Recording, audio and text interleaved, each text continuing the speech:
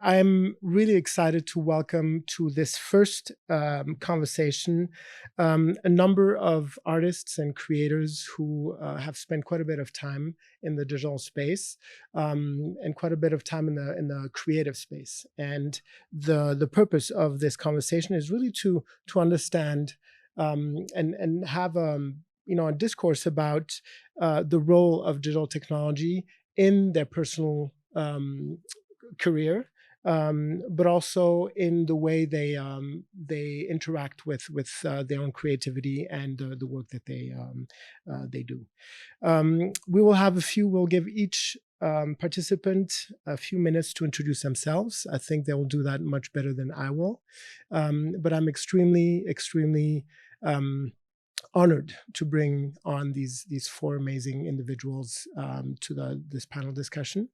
And we will start with Phil Saunders, who will tell us a little bit about himself.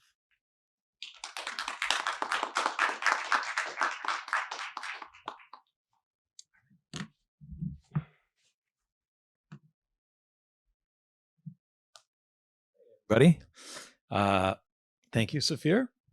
Thank you, ArtCenter, for having me here. Like Safir said, my name is Phil Saunders. I am primarily a concept artist, but I studied industrial design and tried to work in a number of different fields. My story basically starts in 1977 when Star Wars came out, and I was completely blown away. And at the wise old age of 7 years old, decided this is what I'm going to do for a living. I'm going to make these crazy worlds and these crazy things. And back then, there wasn't what we have here, ArtCenter entertainment design program, Gnomon School, all the various education, and of course, the wealth of information that you have on the internet. My heroes were Sid Mead and Joe Johnson and Ralph McQuarrie, famous concept designers, sort of the grandfathers or godfathers of concept design, and they were all industrial designers. So that's what I studied. To briefly go through my 30 years of experience and touch on the technology side of it. When I was 13, I discovered computer graphics and thought it was the coolest thing in the world. And like most kids, I discovered it through video games, which were on things like the Commodore 64 and Atari 2600 and things like that, which my parents would not buy for me. So I, at 13, decided to get a motherboard and a circuit diagram and a bunch of chips and stuff and solder together an Apple II Plus clone. And with that, I got something called a Koala Pad, which was sort of the proto-Wacom of its day. Didn't have any real pressure sensitivity, but who needs pressure sensitivity when you literally have 8 colors to work for, 4 of which are black and white, and you can't mix the 2 sets of 4 colors together. But it was fun, and you could create really cool digital images. But believe it or not, I ended up primarily focusing on the traditional route, markers and gouache and traditional media that were the mainstay of doing design. Graduated from industrial design, paid my way through college working at visual effects companies, one small visual effects company in Toronto, Canada, where I went to school, and doing theme park ride design. And when I graduated, I ended up surprisingly getting a job at Nissan Design International, as it was called in the time, in La Jolla. And that moved me to California. I had been going on interviews in California for visual effects companies, and they all said, "Oh, your work is great. Have you got a green card?" Nissan brought me down here. So I was an automotive designer for a while, for about 5 years, and then worked in video games for about 10 years as creative director of a company called Presto Studios. At the time, CD-ROM games were the thing. We worked on the Myst franchise and had our own franchise called the Journeyman Project, which is old news. This is the 90s we're talking about. And then ultimately came full circle back to my original love, concept design. Moved to LA and broke into film. And most of the work you see up here As from movies, obviously, if I'm known for anything, it's the Iron Man suits, starting with the original and the first Iron Man movie, and about 15 years now of doing concept design for Marvel Studios' visual development department. And though I am still a freelancer, I'm not an in-house Marvel guy. So I do get to work on a lot of other projects, franchises. Tron Legacy, obviously, you've seen some stuff. But as you can see from my work, while I do work in 3D and was trained very early on at Nissan in Alias Studio, I still, because I'm think of myself primarily as a storyteller and a problem solver, designer, I still like to work in a more traditional manner with imagery, because for me, it's quicker to get to emotion in a 2D process than it is going through all the steps of 3D. So we'll talk a little bit about that. And that's me. Thank you so much.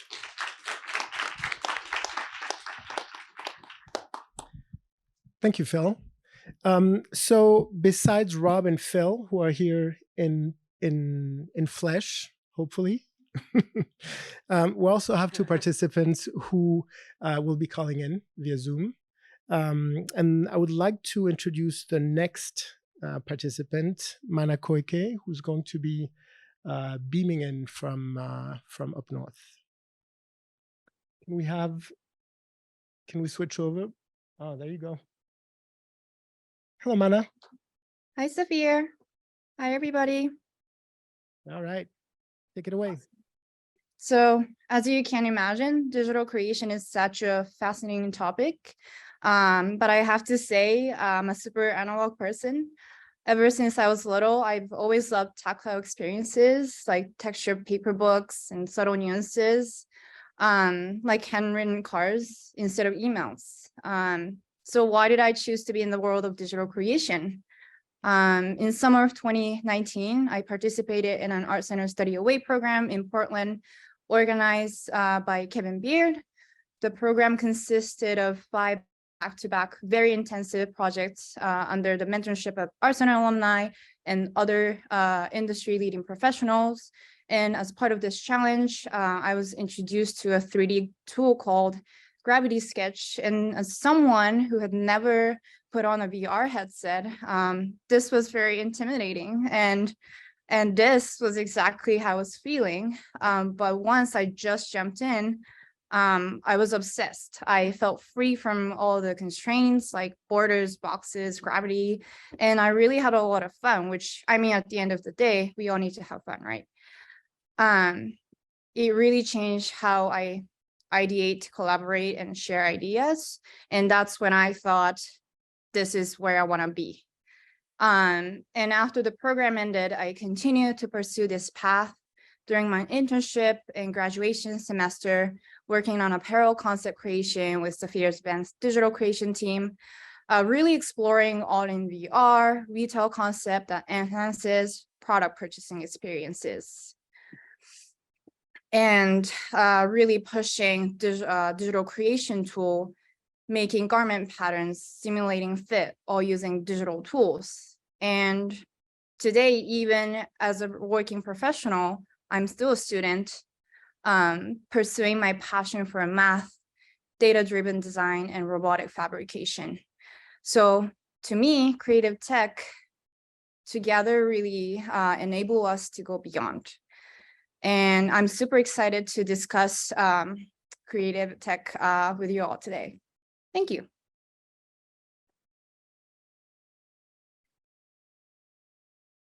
Thank you, Mana. It's always good to see how students who started on projects at ArtCenter develop their career and land in positions that allow them to do really, really interesting stuff, and also to share the experience, which is the case right now. We have one last participant who's going to be calling in from the East Coast, Violette. Anna, are you there? Hi, everyone. It's very nice to be able to speak with you today as an alumni of the school. I graduated from product design back in 2019, sort of graduated right into the pandemic, which, you know, very unforeseeable, and wasn't able to plan for it. So currently I work as a 3D apparel specialist at VNTANA. VNTANA is a tech company. They developed a compression software that allows for 3D files that clients have to be shareable. It preserves the geometry, texture integrity, and a lot of our clients use us in e-commerce, B2B, etc., game engines. So I'm in a very interesting part of the apparel world. I got here, you know, back when I started my interest for fashion. I was maybe 9 or 10. I didn't really understand what this world looked like, and this world didn't exist today. So I went to FIT. I did pre-college courses in the city, in New York City, where I'm currently based. I went to a different college and then sort of fell in love with a product design class that I took, and ended up at ArtCenter, thanks to Karen Hoffman, who was at the time the product design chair. She was really building out what you see today as the soft goods, you know, track in product design. So I was sort of in the beginning of that, and shaping how it looks now. While I was at school, I was very fortunate to be a part of the first Portland trip with Kevin Beard. Mana explained a bit of it before, but ours was a little more rough and rowdy since we were the first ones to go. We did sponsored projects with Adidas and Under Armour, and then as well as Portland State University, and then some mentorship from some Nike alumni, which was really amazing. And it really opened my eyes from there on how this world could look. As I mentioned, I graduated right into the pandemic. I didn't have these skills that I have now in 3D apparel softwares like Clo, which I believe there's a class here now, which is very exciting, but Clo and Browseware. So as I was sitting there twiddling my thumbs trying to figure out what to do, I took some courses, I taught myself, I went on YouTube, and fortunately people took a chance on me. Safir took a chance on me to help him out with some Browseware work. I moved on to Under Armour, who I did some contract work for in their digital product design department. And now I am with VNTANA, which is very exciting. I have some work to share. Unfortunately, when you're in these spaces, a lot of it's under wrap, but I can share some of our clients' work, which I've touched. It's very cool. If you guys have your phones out too, you might be able to scan some QR codes. So our first is this woman, Stefania. Stefania Everin is her brand. She started an inclusive wedding dress company, and she uses her designs in 3D to help with her bridal appointments. So if this loads. So you're seeing this through our VNTANA viewer. This was a very big file that is now very small. It's very interesting how you can have these textures and geometry details that, you know, aren't lost. She has several other dresses, but I worked directly with her to create her designs in 3D. So it's very awesome to be able to use my skill that I have, and also, you know, work in this tech world to help her designs come to life. And you can see, you know, in your own time, maybe go on to the QR code, but I'll show you another example. Diesel is another huge client of ours that uses our technology. So sometimes if you're browsing through their site, you'll see in the corner, use an AR or view an AR. So you can see here, it's right here. So you get the chance to preview their designs and then view this in AR. It's a very interesting, you know, phenomenon to see your designs actually out in the real world. So sometimes my coworkers and I will drop in our own files and just see them projected in our space. So that's very amazing. And then lastly, we've seen the need for our clients to have their 3D files to be configurable. So I worked with a very close team at VNTANA to create a sales tool to showcase how our software can be used in different ways. So in this example, we have just a normal shoe that's branded as VNTANA. You can change the laces, swapping out color. You can swap out textures. You see if I swapped out the tongue here, even the sock liner. And then we have, there we go. If you look at the sole here, we now have a different sole that was replaced. So this is a really, it feels new for us. This world is moving so fast. So having this available to our clients now is very exciting. But yeah, this is what I do. Very happy to be here, and yeah, very excited to speak. Thank you, Safir. Thanks, Anna. Thanks. Thank you all for sharing. I think it's always super interesting. We can talk about what we do, but it's only until we're able to show images, videos, workflows that people really understand, what it takes to do what you do. So appreciate that. Let's start with a question to Anna, actually, while you're there with us. Again, we'll have a little bit of time for Q&A towards the end of the session. But I want to make sure that everyone has an opportunity to be part of this conversation. Anna, who is and has been an inspiration for you in the use of digital workflows? I'm very lucky to have very smart coworkers, much smarter than me. They're always able to help me fill in gaps where I can. But the person I work directly with, his name is Tyler Lewis. He is the most well-rounded 3D artist I've ever worked with. He is sort of required to know every 3D program out there. And it's also his passion. So in Tyler's free time, he doesn't really step away from the computer. He's always there figuring out new things, going into Houdini, AI. He is also developing a game in Unity, which is just, it blows my mind. But at least once a week, Tyler will send me a screenshot of AI renderings, of storyboards, of explorations into rock formations that he's worked on. Tyler is unafraid to use every tool available to him. And it's very inspiring to see that his workflow has no bounds. He's on his tablet, he's writing things down, he's getting inspiration for characters through AI art.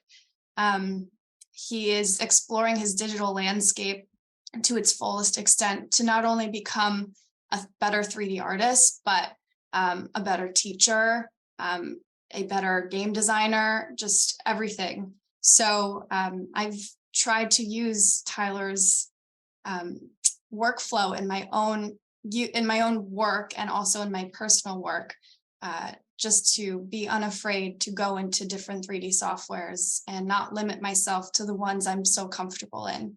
I'm very inspired by, how deep it can go in 3D. Awesome. Thank you. Rob, who inspires you? It changes so much. It's from the seasons, you get winter inspiration, like your concept, and a lot of your concept is like landscapes. So you get winter, you get ice cape, mountains, you get fall, beautiful colored leaves, and that's what inspires me. And I love the idea that people are using AI for coming up with imaginative ideas that maybe they wouldn't have arrived at. Sometimes we do get creative block. Sometimes we do hit that moment when we've been creating, and our brain is overloaded and we're like, okay, we need a reset. And I think that's where AI can come in to inspire us. So it's like we're inspiring AI because it's, I guess, combining tons of images that we humans create, and then they in turn inspire us when we hit moments where we're like, I don't really know what to create, or you're in a moment where you want to create something different, but you don't quite know what. So that's sort of what inspires me. It's funny you mentioned that because the next panel discussion, there will be an example shared that speaks exactly to that. So that's really good.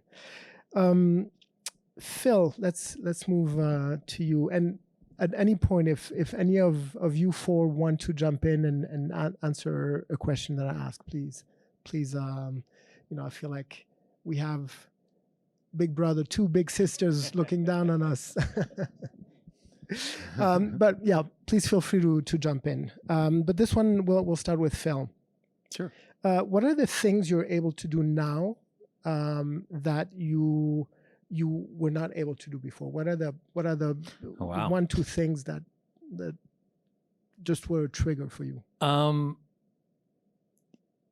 I like what you said, Rob, before about this being a tool, and just technology in general being a tool, and not to be afraid of it, because it really has opened up a lot of avenues for me. And coming from technology back when I started was, I'm going to start using an airbrush instead of a regular brush and get some nice gradients.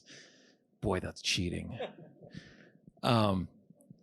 But for me, everything is really informed by my perception of my job. I don't really think of myself as an artist.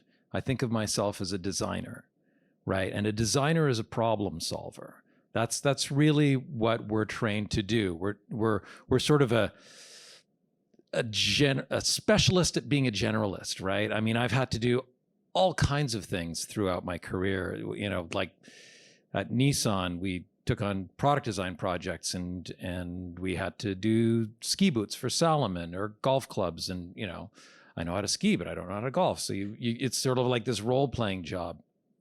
But for me, technology allows me to problem solve. And for other people, it's different. Like I don't think of the images that you see on the screen as the end product. All that is communication, right? The end product is the actual product that's going to be on the shelf, or the scene in a movie, not that image. So a lot of the fear that I think people have about new technologies is that they're going to replace that process. And a lot of what I learned, in my education and in my experience was, how to render something photorealistically by hand, how to get those reflections and all of that. And that skill set has long been replaced. I mean, anybody can, pull a model into a 3D package, throw some textures on it, and have something absolutely photorealistic in minutes, right? So that whole skill set that I spent 20 years developing is obsolete, right? But that's only the skill set for the communication, right? It's not the skill set for the problem solving. And at least to date, AI is not replacing the ability to solve a problem and the ability to do something creative and innovative. But I do like to use technology as a crutch. My skill set comes out of industrial design. So, I was not taught, a lot of the foundational principles of fine art or illustration. My illustrative ability comes from, doing a rendering, being able to do material indication and proper perspective and all of that kind of stuff. And now I find myself in a career where effectively I'm a storyteller, right? As a designer, yes, I'm solving problems, but most of those are story problems. Everything that I do, whether it's a costume or an environment, it has to tell a story. It has to communicate something about the characters and the journey that they're going through. And a lot of the skill set that I have to bring to bear to that is illustrative skills. And they're on the emotional side rather than the practical hard surface side. Even with an Iron Man suit or whatever it happens to be, in order to communicate how it solves the problem, I have to communicate it in an emotional way. Film is an emotional medium rather than a intellectual medium.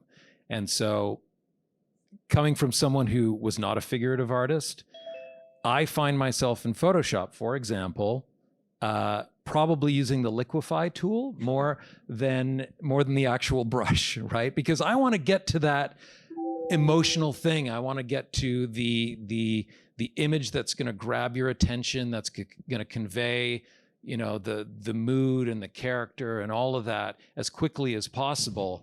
And I didn't grow up drawing comic books, or, you know, so I get there a little bit first with what I imagine in my head, and then I will do things, you know, we'll go into digital photography, right? I set up my webcam on my computer and I get into my underwear and I pose myself in front of that, and I use my Apple Watch to set off my thing, and I get, you know, I have my screen turned so that I can see myself and I can see the illustration, and I try to get as close to that pose I imagined, and 99% of the time, it's not physically possible to pose myself the way I thought it would work.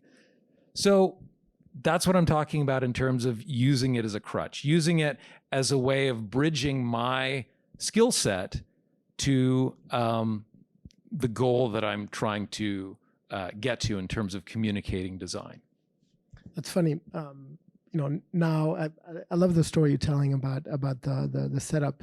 Now there's a $2 app on the iOS store that allows you to pose your mannequin in the way you want, and then just use that as a reference. You know, and this brings us to the topic of, you know, this idea that, you know, a tool that maybe took, you know, a technology that maybe took millions of dollars and countless years to develop and perfect, are now being replaced by digital tools and platforms that are either free, or you know, I'm giving the example of for instance, Gravity Sketch. You know, the work that you can do with a platform like that is incredible.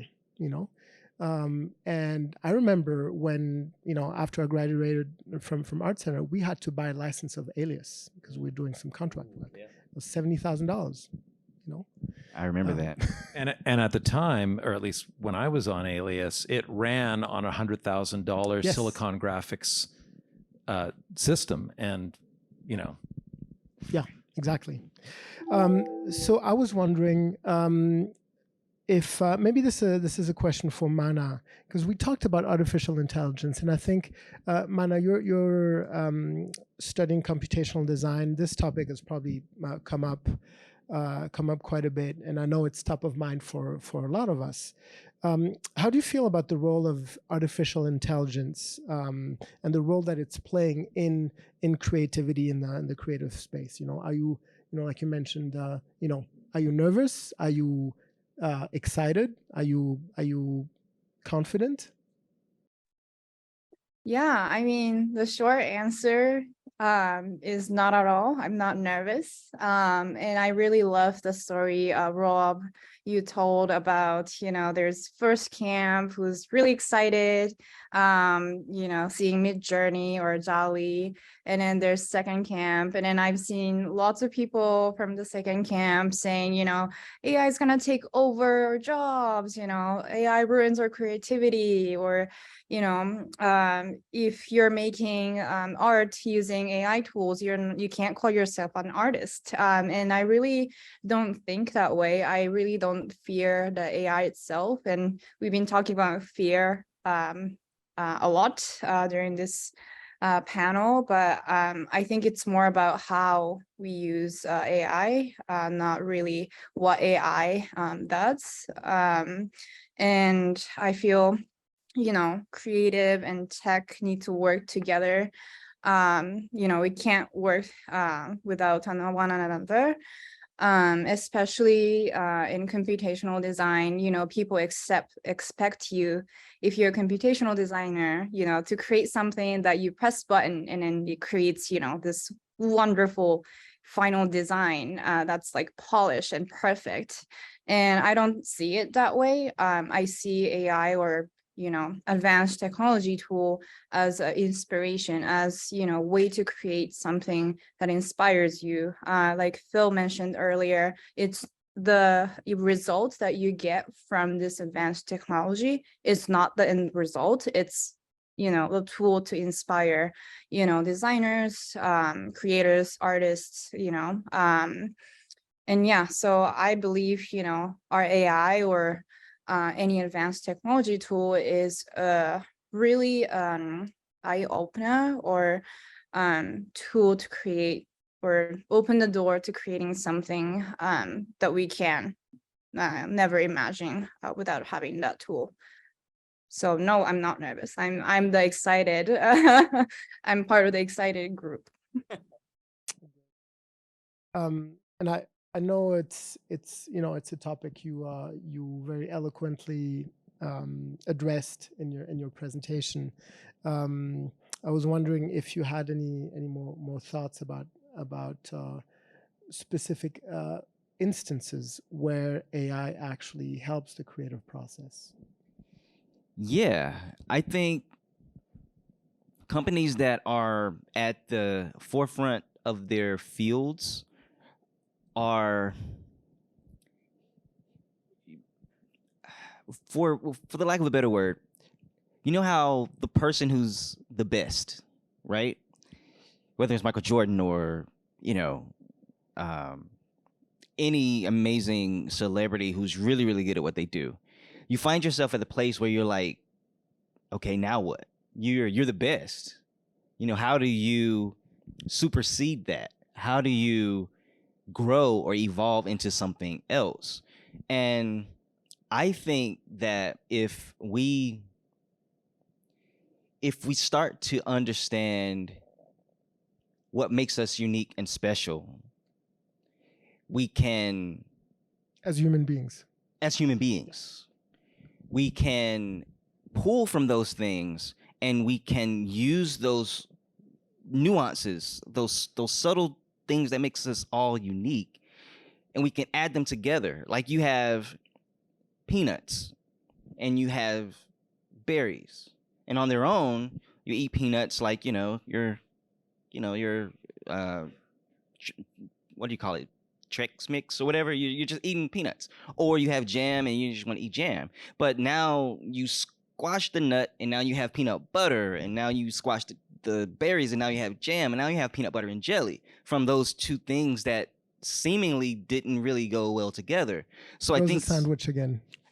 I know. I can't get away from it. I'm a PB&J guy. So to go back to what I was saying, so when you're the best in your field, for example, NVIDIA. So we are at the forefront of real-time rendering and GPUs and technology and hardware. And like we're at the top. Like, what do you do? So you go back and you use these tools like Midjourney or DALL-E to just give you something that you haven't done before. So unlock new potential for creators and creatives to do things better or do things differently. Absolutely. Like, I mean, yes, there is the instance of a person who may not be very artistic or creative, that they're like, well, I'm a writer. I don't know how to express myself through the visual language, but I can type a prompt and then the computer can make something that I probably couldn't imagine or execute myself. So that's what it's supposed to be for. It's not just for that person, but it's also for the pioneer. Once they've peaked, like, how do you get further than that? And sometimes you need a different perspective, It sounds like you're talking about breaking out of your muscle memory. Exactly.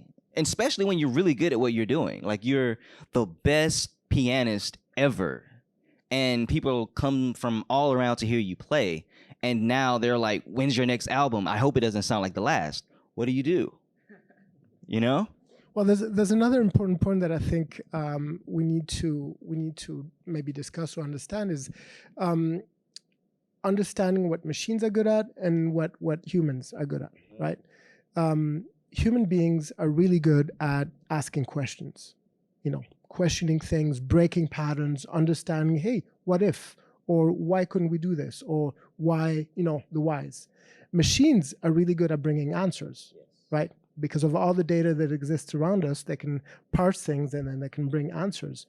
And so I feel like sometimes it's a matter of really honing in on where the strengths are and then using, just plugging in what helps the most in the process. Absolutely, that's a good point. When you have a group of people or entities and they all are really good at certain things. I mean, that's why movies work, right? So you're a concept artist, you come up with the ideas that a person who's maybe good at executing the actual garment or the physical set pieces, they're like, well, I don't have any imagination, but if you give me a thing, I can use 4x4s and 2x4s and build you this amazing thing that looked like it was out of 2097. But without you and your concept idea, the set wouldn't be built, So it's a matter of using all of the strengths, like you just said. It's like computer is good at one thing, we humans are good at something, and it's how do we, I think we're at that conversation where we're at that moment of how do we coexist, but not just coexist, but coexist in a meaningful, progressive way. Yeah. During our prep call, we had an interesting conversation about productivity. This is obviously a word that creatives don't like very much. It's a little bit taboo, but I was wondering how digital technology has impacted or does impact productivity for creatives. And maybe Anna can take a stab at that because you are in the process and in the space of optimizing creative content, and then maybe we can open up the topic. Definitely. I'll always say that productivity in creatives is very individual based. Some days you just need to mess around, but I will say that digital technology provides this opportunity to iterate quickly. So you're not confined to cutting out muslin pattern pieces or slicing up foam core to prove a concept. You could do it in 10 minutes or you could do it in an hour and a half. And one is not better than the other, which is sort of what we're talking about here. Sometimes, even though a computer can do it very quickly, you need the time to actually, process it, come up with new ideas. It's not always going to happen within the 10 minutes that you're proving out your concept. The pace can be pretty fast in digital technology, and sometimes it can be too fast. So I don't know about you guys, but I know that my best ideas really come when I'm away from the computer and occupied with something completely different. Whether it's cooking with my hands or, reading or creating in a different way. Sometimes you just need the time for your brain to catch up. And that's when those best questions are actually asked. So it's a great tool, and tool is a word that we're using a lot today. But it shouldn't be the only thing that you're doing. Yeah. It's the shower for me. I always have my best ideas in the shower. Do you have a desk in your shower? But recently though, creating in 3D, you're at a computer. I'm sure all of us are. You have a mouse or a Wacom tablet or a Cintiq or whatever tools you use. But when I go in the dark room and the smell of the chemicals, I mean, I have a mask on, so it's not like, damaging, but it's different. It's completely different. And it makes you appreciate everything. So the speed of digital, like Anna was saying, it makes you appreciate it. Like when you have to wait for the chemicals, there's a timer. So there's a certain time for the developer that you have to let the film the chemicals wash over the film. Then there's a certain time for the fixer and you can't mess up the time because that will ruin the negative, right? So you have to wait, which is again what Anna was saying, the speed thing, appreciating time in different ways. But I have to be honest, 3D has really made me spoiled. Like I can just do anything and probably in 20 minutes get something that expresses my thought. And that's sometimes good if you're working on a job and there's a deadline, but there's something to be said for doing something, walking away, coming back with fresh eyes, or doing it a different way, or doing 3 different ways before. Because usually, and I don't know about you guys, but my first 3 ideas are usually trash.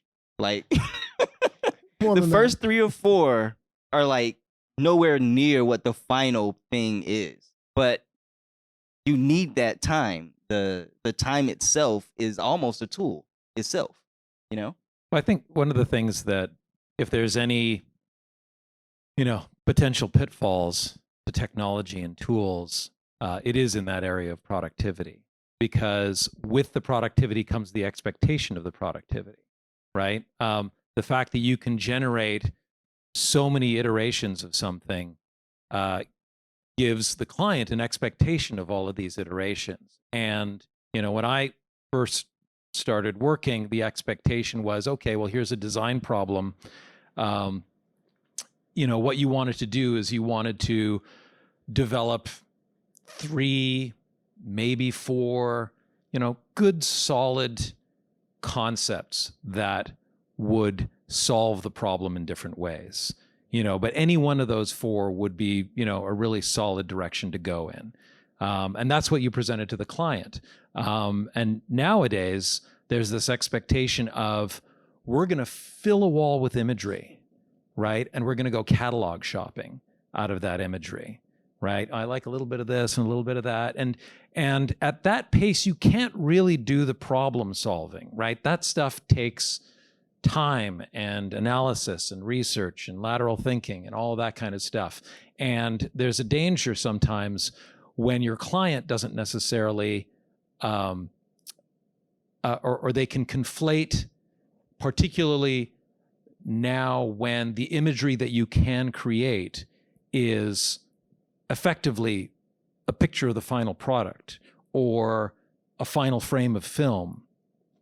There's this danger that the resolution, if you want to call it, of that imagery is seen as the problem solving, right? It puts your brain into a different place where you're not really analyzing it, you're looking at it as a fait accompli.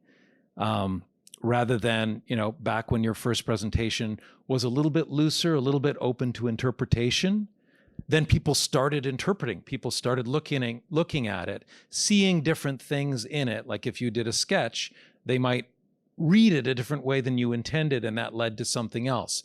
Or they look at it from a problem-solving standpoint rather than, oh, here's my finished product. And that's the area where I think it gets a little bit tricky. That's a really good point, and I think we're going to be talking about this idea of the prototype and the process of prototyping using digital technologies in the next conversation. Because because of all these digital affordances, what's happened is that this idea of the prototype has been elevated to a level where, maybe before we used to make a final decision on what we see, although, even though it needs to be a step towards a final result, but it looks so good that people just get stuck on that. Yeah, right? yeah, you get excited by the pretty pictures, the glitter.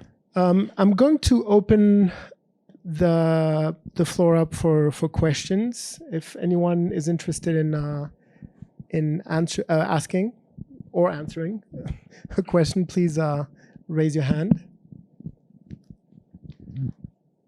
Hi, my name is Everett. I'm a graduate graphic design student here at ArtCenter. Mana, Anna, Phil, Rob, and Safir, thank you for being here. Rob, first of all, your waves are great. Mine don't exist anymore. I just wanted to say that I actually grew up literally across the street from NVIDIA in Santa Clara, and I never would have imagine that somebody who looks like me and does what I like to do walk in and out of those doors every day. So I just want to say what you do and your story is a huge inspiration to me. So keep at it. And I wanted to ask, I was introduced to 3D recently in 2020 here at ArtCenter through Cinema 4D, and I've been obsessed with it ever since. And I consider myself a 3D motion designer, and I wanted to know if you had any suggestions on how a 3D motion designer could get hired at a place like NVIDIA or Safir, a place like Vans. Well, I will say this. Contrary to popular belief, most companies, especially well-known companies, are looking more for passion than they are technical expertise. Because you can teach the technique to just about anybody, but if a person isn't passionate, they're not going to be the one who stays up to 2 o'clock in the morning trying to get it to look just right. And those are the people that are a part of innovation and change and something that no one's ever seen before. So whether it's Cinema 4D or Houdini or whatever, it kind of doesn't matter. At this point, all of the tools are amazing and powerful. What is important is that you keep that hunger and that passion to just create something that you haven't created before. Forget the comparison of I need to be better than this person or that person. I found that happens a lot, you know? There's contests, and I'm not trying to throw shade on contests or those types of challenges, but this is my stance on it. When you compare yourself to any other external human being, what you do is you're giving the power of your ceiling to them. So for example, if Phil and I were in competition with one another and Phil says, you know what, I'm going to go to the beach and chill this weekend. I'm going to say, oh, well, if Phil is chilling this weekend, I can chill too. And then I'll just hit it Monday. So I'm actually stunting my own growth by trying to compete with Phil. But if I'm trying to beat myself, then I'm always going to grow. You will always grow and it will never stop. And that's what NVIDIA, Apple, any other big tech company is really looking for. You know, if we went to the beach together, we'd probably come up with something really, really cool. Even better. Facts. Rob, you actually stole my answer. So I'm going to have to come up with something. No, I'll build on that. I think passion, definitely. You cannot teach passion. You can groom it. But as a student or someone who's trying to find their voice and their space in the professional world, especially when it comes to tech, innovation and things like that, showing curiosity. You know, you don't have to invest in a 100 megapixel HASI to be curious, right? Shade. Open. It's an amazing piece of machinery, but it's all in your eyes. You know, you have to keep your eyes open and stay hungry, and also you have to develop this agility to learn fast. It's not about being the best at this one thing that you've learned, because the tools are going to change, right? The tools are going to change. 6 months from now, the landscape is going to look completely different. But if you can show that you adapt, that you're able to learn new workflows, improve the way you do things, and that you stay curious, then you become an asset. And that's I think what you want to remember. And just to jump off of what Safir said also, we live in a very different time. I mean, there was a time when the hiring pool was somewhat local. Now people can hire from anybody in the world. They don't even have to relocate them. So you will be competing for every job with the best that can be found. And the thing that's going to differentiate you is, what are you bringing to it, right? What is your personal voice? So when you're pursuing developing your portfolio, developing the work that you want to put out there to represent yourself, it has to be personal. It has to be specific to you, because that's what they're going to go for. When you've got a ton of people who know this tool, a ton of people who can do the work, a ton of people who have imitated what the job requires, they're going to pick someone who comes out of left field who's like, well, I haven't seen that before. So Thank you for that question. It was amazing. Man, thank you guys. Thank you. Anybody else? This is a question for the group. If you can only choose one tool, analog or digital, to come up with your next best idea, which tool do you choose? Can you say that one more time? I couldn't hear. Yeah.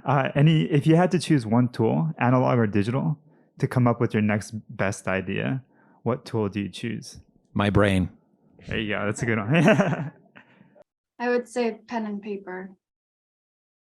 I was gonna say clay. You guys are still going to be employed after we get hit by an EMP. Yeah. That's a tough one. I'm inclined to say pen and paper too. Just because, as we've all said, if you're using the same tool that everybody else is using, I mean, your work can be different, but you're using the same tools. So pen and paper, something that's unique to you and your imagination and your brain, I think is probably going to be something closer to what no one's ever seen before versus using tools that everyone has access to. I may wrap up by saying that, in the spirit of adaptability and curiosity, I think there's a benefit in focusing on, spending the time. If you're forced to, which I hope nobody is, but because I think we all understand that it's not a versus, it's an and. But if you're forced to, as long as you commit to investing your time, your brain and your emotion into what you're developing, whether it's analog or digital, and you're willing to learn and discover, open up the space for discovery, and you might discover things, affordances that, for instance, you wouldn't be able to discover using digital technologies. You'd definitely be less pulled into 1,000 directions. But I think I like the idea of the brain, and I also like the idea of putting your heart into what you're doing. All right. I think we are. I do have a couple questions from Zoom. Okay, perfect. If we could do that quickly. Dominique is wondering, when you're creating these 3D models, do you sort of always base the textures, the details on real life materials, or do you find yourself sort of often working completely from your imagination? Is that for me? I Or think anyone? who wants to. For me, I'm at a place now in my career where I'm interested in breaking the rules, but using the rules as a foundation. But I mean, there are those instances where you do need to recreate something that is real. But I do love those moments when I'm tasked with creating something inspired by reality, but not actually something that's real. I, on the other hand, have to do some things that come out of imagination frequently. But even that is always informed by the tactility of real life, right? Whatever it is, even if it's not physical, I'll be looking at, JPL plasma propulsion plumes and stuff like that to just get inspiration for something that reacts in a physical way to the physical world. And you morph and you combine things, and but just from again, because that texture that you're creating is a way of communicating something, and you want to communicate something that people can grasp in a language that they can understand. Mana? Yeah, for me, in being in the footwear industry, it really depends on where in the process we are. If we're at the beginning stage, where there's a little room for exploration, I use my imagination sometimes to inspire designers and others. Whereas closer to production or review, then I would really look for realistic material representation. I'm sort of at the end of the process. So I'm looking in my closet for different textures, you know, putting them up to light, seeing how denim reacts in certain light environments. So I'm working more in realism than anything, but sounds like I should start trying something else. So Well, there's a quote that's, I think, misattributed to Picasso, but we'll take it. He says, you have to understand the rules like a professional, so you can break them like an artist, right? If you understand, reality, the tangible things around you, and you understand them really profoundly, then you give yourself license to develop things that may be a departure to that. Some people take a shortcut and go straight to there. I think there's, it depends. It really depends on the personal approach to things. But I think there's many ways to approach this. Great. One more question, and then we'll take a quick break before going on to the second panel. Keisuke is asking, what kinds of sort of narrative framing of personal approaches have you each adopted as design professionals in order to find the work opportunities that benefit your practice and that you feel is sort of meaningful to you in your lives? Can you repeat the beginning, or repeat the question again? There's a lot to unpack. Yeah, just there. The kinds of framing in your professional life, your approaches, how you tell your story in order to find the people to work with, the places to work that you feel benefit your practice and also bring meaning to your life. That's a good one. Go ahead. Yes, I think that, the narrative is changing every day. I find new people to talk to or catch up with old classmates or professors, and I am inspired every day to, become a great designer and a great artist and a good conversationalist and a good person. I think that I occupy a space in tech that's not necessarily widely accepted yet. It's like, as a designer coming in and having to speak two languages, like, one to our clients and one to our engineers. I have to sort of make it up every day what my narrative is, but it's very exciting to be able to straddle those worlds and make those decisions in a smart way. But, it's going to change in the next year or so. I might decide maybe I want to present myself as more technical than as a designer. So I think it's good to keep it loose. Yeah, speaking of change, same here. I keep an open mind. And yeah, as I mentioned in the beginning, I never imagined that I would be working in this, world of digital creation. But I think just being open-minded and adapting to the change is really beneficial and has benefited how I work and how I approach my creation.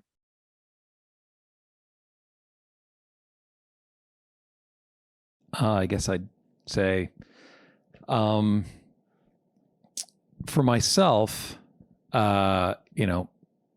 being someone with a family and 2 kids, I'm less goal driven and more process driven. than I used to be. You know, it's no longer about, oh, I want to work on the biggest movie of all time or anything like that. It's about, who do I want to work with? Who are the people that, because at the end of the day, you know, your time is spent collaborating. Your time is spent, you know, the minute by minute process, you know, doing something that hopefully you enjoy. So for me, it's about the people that I'm going to work with, and it's also about the process that I can approach it with. So I tend to look for opportunities to bring as much emotion into my work as possible. If you saw my slide presentation, you know, my newer work, I've oddly enough used technology to bring my work as close to that tactile, emotional, human, analog interface. You know, with the image being the communication. I want that interface between myself and the next step in the process to feel as tangible and as human and as emotional as possible. So I use fewer brushes in Photoshop, and I use ZBrush much more than I use, sub-D modeling, because it gets me closer and closer to that physical, tactile, human experience. So those are the opportunities that I look for now. I think for me, to answer the point of who do you choose to work with or how do you find people to work with, I think the best way that you can do that is to have a personal creative voice. And to do that, that means usually personal projects. There are projects that you have to do at work. But again, I'm developing film in a dark room, but I'm a 3D artist, 3D and visual effects artist. Like, it doesn't make sense to a normal person, but it allows me to come to work with a different perspective because of my personal work. And it seeps into my professional work eventually. And then there's people, for example, like the Givenchy project that I worked on, she reached out to me, Zydro reached out to me because she saw my knitting passion. And Givenchy's was a knitted shoe. Had I not been passionate about knitting, I wouldn't have even been a part of that project. And again, most of my professional work in Silicon Valley has been tech stuff. So at Apple, computers, laptops, iPhones. At NVIDIA, GPUs, servers, hard surface objects. So this knitting thing that I do that's a personal passion of mine allowed me to collaborate with Zydro for the Givenchy project. But if you don't do personal projects, you're really shortchanging yourself. So it's not all about creating work for work. Sometimes it's creating work for your personal creative expression. And that attracts people that want to work with you. Sometimes it's what your 9 to 5 is. Sometimes it's what you just love to do, when you're not working. But that's how I see that. That's how it's worked for me. I was going to leave it at that, but as a creative and educator, I wanted to maybe share an additional perspective, which is you have to know who you are. You have to understand who you are as a person, and understand what you can bring to this world. That will most likely dictate, who you will most likely work with. For me specifically, I have this construct that's been following me all my life, which was that space in between. Being a mechanical engineer and a designer, being Moroccan German, in between two cultures, in between two practices. Really understand whether the opportunities lie and position yourself in that space. But it takes a little bit of reflection. It takes exchange, conversations like we're having here. And bold courage. Yeah. But I think, this is the journey where every single one of us is on. We're all on the same path. Some people are further ahead than others, but you have to be on the path. All right. So thanks again to our 4 incredible panelists. Thank you so much for sharing your experience, your thoughts. I could be going on for another 2 hours, but unfortunately, we have to move on to the next panel. I hope we can all stay connected and we can continue these conversations For sure. As we go. All right. Absolutely. Thank you for having us. Yeah, thank you. Thank you, Anna and Mana, for calling in. All right, we're going to take a short break, and after the break, I have the pleasure of welcoming 4, just as talented and exceptional panelists: Parker Fredland, Jeff Jones, Younes Duré, and Jenny Rodenhouse. All right, thanks all.